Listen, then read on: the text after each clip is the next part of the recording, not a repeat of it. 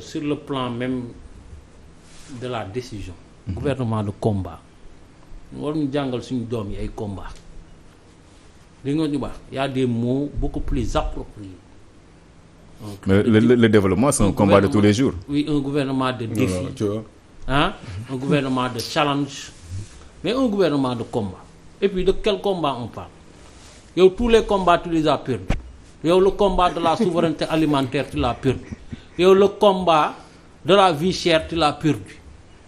Yow le combat de la démocratie tu l'as perdu. Le combat de la justice sociale tu l'as perdu. Le combat de la Sénélec tu l'as perdu. Yow léegi ban combat en 6 mois alors qu'on t'a donné 12 ans pour gagner des combats, tu n'as gagné aucun combat. Et tu n'as rempli aucune mission. Toujours des mesures yoo xam ni da ngay jël conseil des ministres. nga jël la date d'aujourd'hui nga dem c'est-à-dire en si 2 semaines octobre yi nga xool de 2012 à aujourd'hui les décisions qui ont été prises mesures annonces ak yëpp boo si laal amul lenn loo xam ni def nañ ko si comme décision. Deuxièmement fii laa toog la veille ma ne leen ma wax waa Walfadjri bàyyi leen di wax remaniement su dee ñii mënuñu jàng ñoom jànguñu yéen jàng leen. Il s'agit d'un réaménagement gouvernemental boobu xaw ma sax lan mooy am de d'abord mënoo reconduire un premier ministre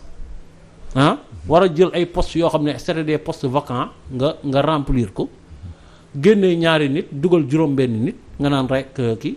ba pare on nous met un gouvernement de 39 ministres c'est-à-dire man Macky Sall continue de plus en plus à me décevoir parce que dama yaakaaroon ni ce gouvernement là même su fekkee ni gëmuma ko à 100% moo waroon nekk son gouvernement d'au revoir gouvernement d'au revoir bi li mu si xalaatoon mooy mu am ay technocrates yoo xam ni dans les 8 mois à venir du ñu tal campagne du ñu tal parrainage xam nga lu ñuy tal tey réew mi mais imagine le gouvernement qu'on a nga xam ne y a pas de technocrate. mais nekk politicien terewul la am xam-xam. non pour mën liggéey man waxuma la xam-xam je te dis. kan mooy am jot. yaa ngi dégg parrainage bi tàmbali na pré-campagne après campagne yow mës nga gis un ministre de la République ñuy dem campagne élection présidentielle jouru campagne mu ñëw di xëy ça n'existe pas yaa ngi dégg moom bu fekkoon moom moo bëgg réew mi bëgg ko teg sur les rails du développement comme nu nga ko waxee être dans l'action parce que l'action c'est pas à 6 mois des élections gouvernement amatul état amatul l'état continue à exister. D'accord. moom moo waroon dem andi ay nit. ay technocrates yoo xam ne da leen di ne santuma leen politique santuma leen dara ce pays là mu ngi jóge ci Covid. pays bi mu ngi nekk ci ay jafe-jafe yéen. bu leen ma campagne bu leen ma defal dara liggéeyal leen ma. mais c'est lui-même qui impulse ça. alors Aliou un gouvernement de combat électoral bu ñu déggee Doudou Coulibaly. mais un combat n'est jamais, pour rappel, n'est jamais définitivement perdu et un combat n'est jamais définitivement gagné. Un combat nag dafa am sens métaphorique du terme dégg la man ñaari gis yi ma ci gis man ñaar kese la mooy combattre parce que un gouvernement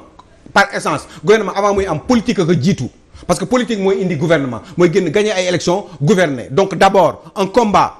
politique pour gagner ay élections mais un combat aussi. combat politique bi est-ce que ñi nekk ci gouvernement bi lañ ko war a dénk. mais un gouvernement mais ils ont des missions ak li xew Sénégal mais un combat politique mais am na ay liggéey yoo xam ne boo ko defee day jouer ci population yi par rapport à certaines décisions par rapport à la sympathie bi nga xam ne population moom la ñu mën a am ci yow il suffit am na ñoo xam ne ci nguur mais da ngay toog juróomi at pendant un mandat benn décision bu ngay jël mais remporter na ñaata taux de sympathie dans une population parce que juste benn nit nga fa teg parce que il a su prendre une décision wala wax benn wax wala joxe benn orientation pour changer totalement les choses loolu dafay am donc forcément ki ngay choisir il faut que ça soit des gens aux yeux de ceux qui décident mooy les populations ou celles qui décident les populations ñoom am nañu benn sympathie wala gis nañu ni ñii convenir nañ leen forcément loolu dina apaiser lu bari te dina aussi peut-être jox leen crédibilité ou même le contraire mais ñoom ñooy xool lu leen organiser loolu pour teg ay nit pour loolu mën a avancer forcément ñoom bu ñu koy teg donc forcément pour liggéeyal la pour développer le réew mi mais bu mu nee Sénélec coupure amatu fi pratiquement nañu wax coupure ndax amatu fi est-ce que facture yaa ngi ñuy rey. non dama ne non dañu ko ne dama ne boo ñu bu ñu demoon tey ji am temps ñu wax ñaata la ñu subventionné ñun réewu Sénégal nekk en pays en voie de développement ñaata la ñu subventionné ci électricité bi dama xam nga man je ne suis le porte-parole de personne mais je veux qu'on dise la vérité li xew ci réew mi par rapport ak subvention yi effort yi ñuy def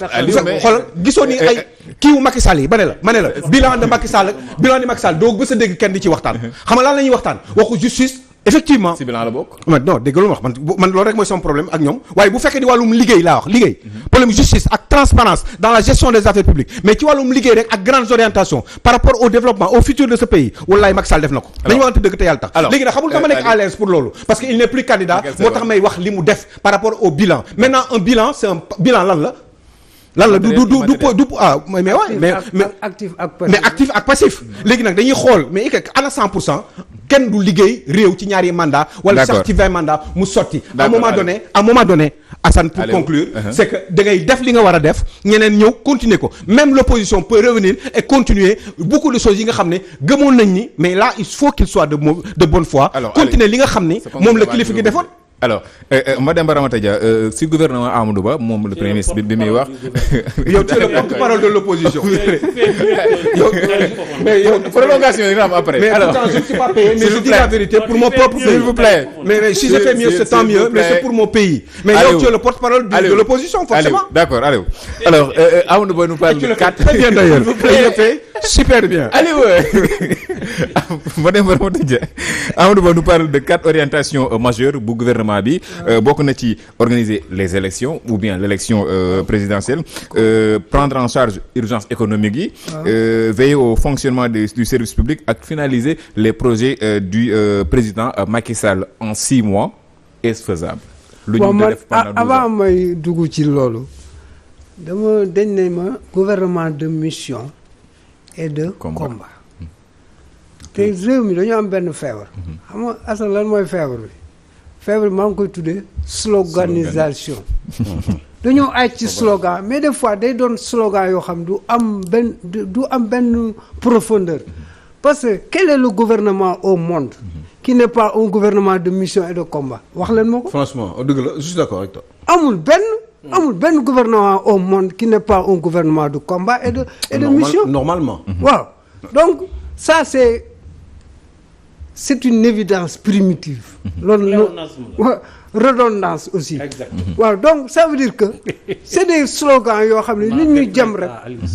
la ñuy jam nii te amul benn profondeur amul benn pertinence amul creuser wuñ ko donc mais ce qui est important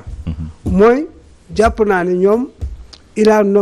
on a nommé 39 ministres 39 ministres yooyu léegi li ñu soxla mooy ñoom d'après li Amadou Ba mu doon un gouvernement de mission et de combat par rapport à quoi par rapport au renforcement de la sécurité kooku moom wax nañu parce que sécurité bi aussi dafa am dans un pays où on te dit il y a des terroristes il y a de quoi avoir peur il y a aussi de quoi renforcer la sécurité boole kooku aussi assurer une bonne organisation des élections moom la Amadou Ba mais on nous a changé le ministre de l'Intérieur Antoine Diome pour le remplacer par Kaba foofu nag l'opposition li mu yàgg réclamer amu ko il voulait une personne neutre mais loolu ba léegi Macky Sall persiste dans son choix de confier ça à un membre de son parti en même temps un homme du sérail qui est un avocat c'est la même chose c'est ñaari domaines yooyu dañoo doon ñaari secteurs yooyu dañoo doon secteur à problème dans notre pays léegi il y a aussi une chose la lutte de l'emploi la lutte pour l'emploi parce que boo xoolee